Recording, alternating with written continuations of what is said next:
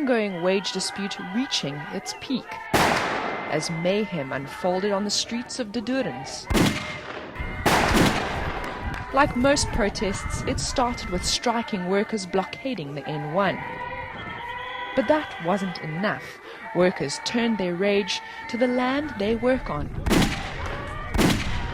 Workers say they earn 70 rand or less per day. They want at least 150 rand per day. If we go back to August 2012, some pretty tough strikes broke out in the agricultural sector in the Western Cape. The main demand from the workers' side was to move the minimum wage up from 69 rand a day to 150 rand a day. And while there was eventually a settlement by February the next year, as determined by the Department of Labour, of a minimum wage of 104 rand.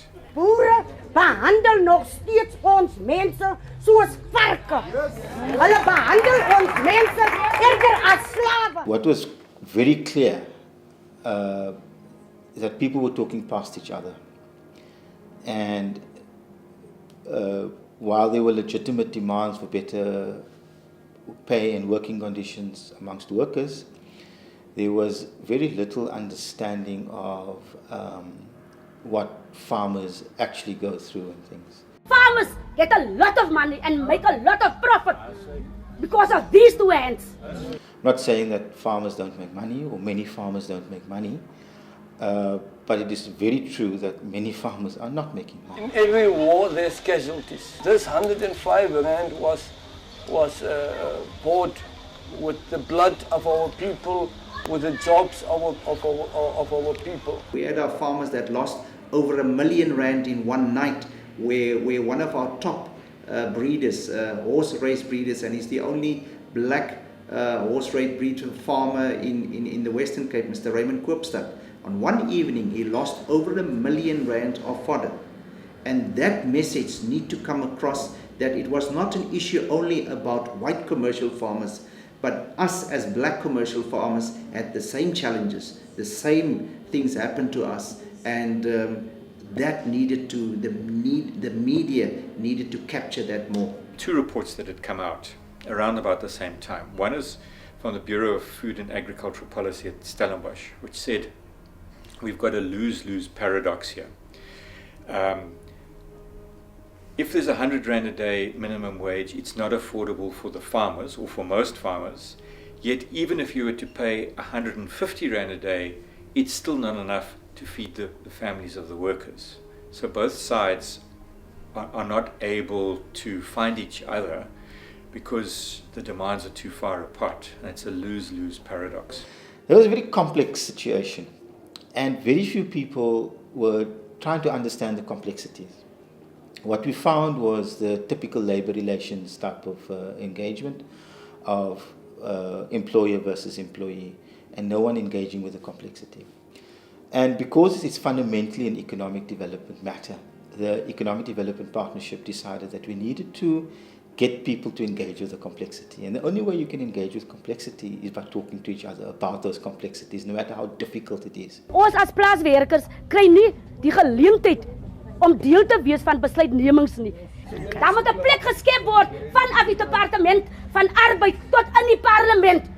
The Western Cape Economic Development Partnership approached another organization called the Western Cape Social and Economic Development Forum. And we said, why don't we get together, because we represented between us slightly different constituencies, slightly different approaches to these things.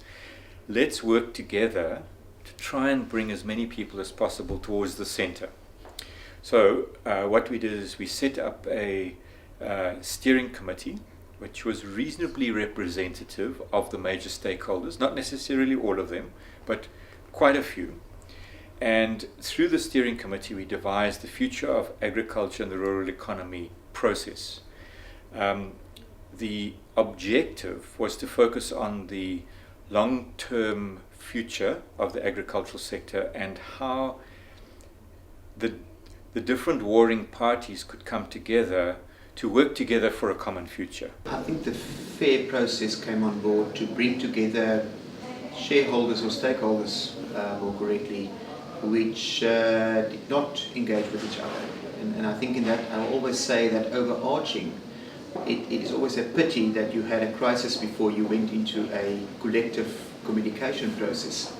There needed to be a mechanism that got people around the table where they left their guns at the door.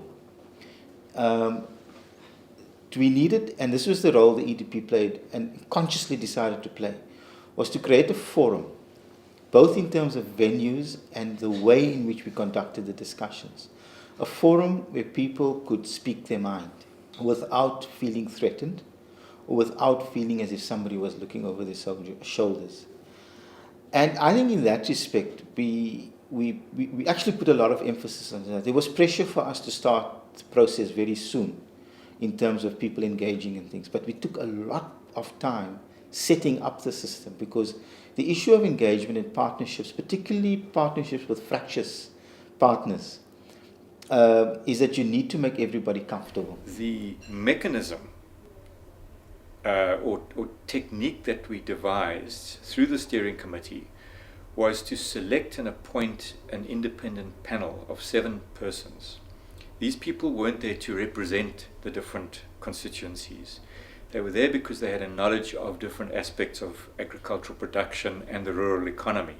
And they were respected broadly by a lot of the constituents. Our principals were feeling jittery about it, in that the tension was still going on and we weren't getting people to talk. But we felt that we needed to spend more time simply because there was more tension. And if you're going to get people to talk in the context of those tensions without creating a facilitative environment, those talks were going to fail, those discussions were going to fail. So we spent quite a bit of time discussing the format of the engagements, who we're going to have leading those engagements, what constitutes a panel, who would write the report, who would we partner with in setting up these things, because these are the building blocks of successful engagements. Because if you don't get those things, those engagements are going to fail. The mandate of the panel was to first listen, just hear the stories from all sides, and secondly to engage, to perhaps ask questions, to push for the evidence, and thirdly to recommend action. And they did this for 4 or 5 months. They engaged with about 55 different stakeholders over that period of time. We used the technique of engaging on a bilateral basis, because we thought as the steering committee to bring everyone together into a big mass meeting would actually polarize the situation more. And we first wanted to work on ways in which we could establish some sort of dialogue and trust in the sector. And again, it didn't work with everyone. There was still a lot of skepticism on many sides of this. There are several academics involved in research in agriculture. Why would we choose only certain types? Because you need someone who knows what to interrogate and how to interrogate and things, but also someone that some of the stakeholders would trust. So the panel was comprised of people that various stakeholders trusted. Not everybody trusted every person on the panel. And we were able to get certain stakeholders to participate because they felt comfortable with somebody on the panel. That was very important. I think as people, that's very straightforward. As farmers, we are straightforward. We will not engage in any arrangement if we can't say our piece. And what we are glad with, we were afforded the opportunity to say what's on our heart, to say the things that we disagree with, to say, yes, we understand this, no, we don't understand that. And at the end of the day, that we do not allow this whole process just to become a politicized thing. But because at the end of the day, it was about the conditions, the service conditions of farm workers. But it had to be seen in an holistic manner. And important of this was the whole engagement that developed with partnership. This made it possible that we could say our say. But I think the panel talked to enough people, both on the farmer side and the producer side and the agro-processing side, as well as the farm worker side, labor side, community-based organization side, and then with government as well. They talked to enough people to come up with a very sensible report. I mean, you could look at it very negative and say, what are we busy with? Or you say, well, how do we start mending this? Because from both sides, the intentions in most cases is pure and positive. The FAIR report came out in October 2013, and it focused its findings in 5 different areas. The first one was looking, how do we grow the sector? How do we develop it? How do we accelerate the development of the sector in terms of investment into the sector? But it didn't stop there. It wasn't just about what's the growth agenda and how to make it more competitive. It said, secondly, the land reform process needs to be speeded up or started where it hasn't started. Thirdly, it said that labor relations in the rural and the rural labor market is not functioning properly, both for farmers and for workers. Certain reforms need to be introduced there. Fourthly, the report looked at some of the settlement pattern issues, such as what was happening in the informal settlements, where people had been shifted off the land or had lost their jobs on the land and now are finding themselves in small towns, in rural settlements. The role of local government, the issue of housing, the issue of the broader social wage, transport, education, healthcare. And then finally, it focused on the need for dialogue and for partnerships in one form or the other. Effectively, the FAIR report set out an agenda for change. A lot of that process is really getting an understanding of each other and understanding exactly when we talk value chain or when we talk trade or social, well, what are we talking about and why?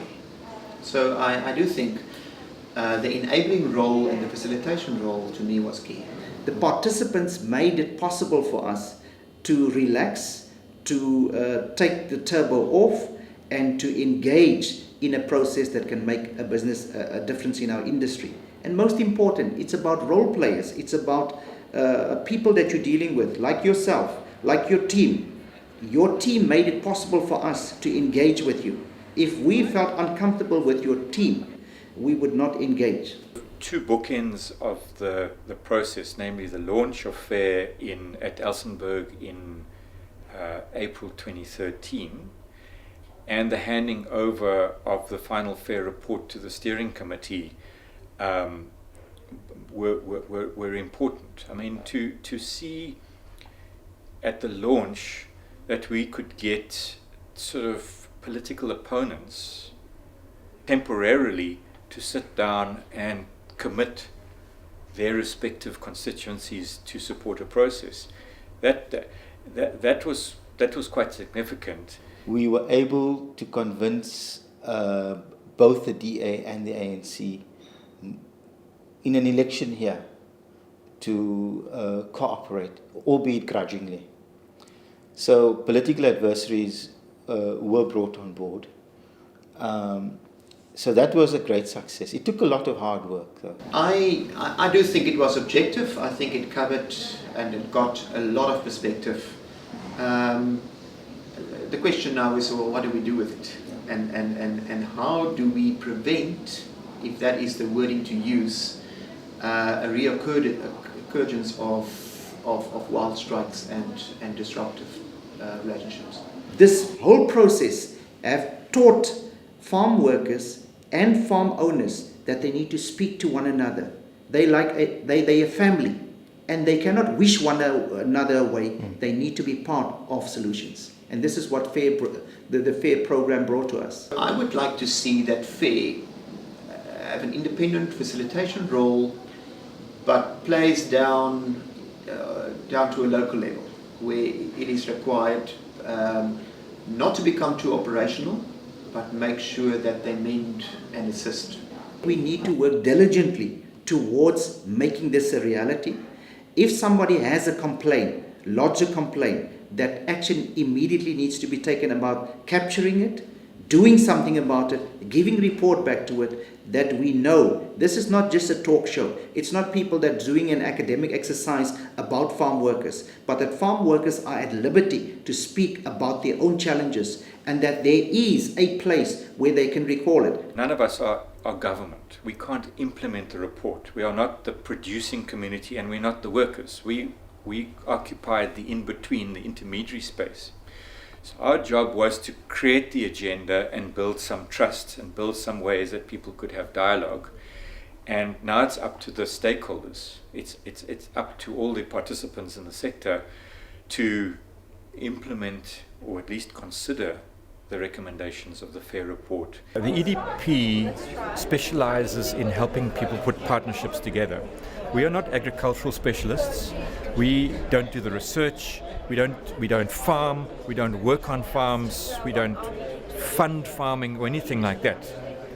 But we do understand how to help people that come from a divided sector or a region or a geographic space on how better to work together. That is our job. And now it's up to the stakeholders. It's up to all the participants in the sector to implement or at least consider the recommendations of the FAIR report. I will always say, as a first phase, it did fantastic work. It really instilled a constructive dialogue. The danger is once you start the process, you cannot stop it. And I think that's perhaps the daunting task, to say, well, unfortunately, this is a journey. To their credit, I think that the provincial government of the Western Cape has looked at it very seriously. They worked out that there was between 40 and 50 of the recommendations that applied directly to them and their departments. And through the Western Cape Cabinet, they have been implementing and monitoring the implementation of that process. Because that's exactly what it's about. The EDPs led this process. They've taken on this challenge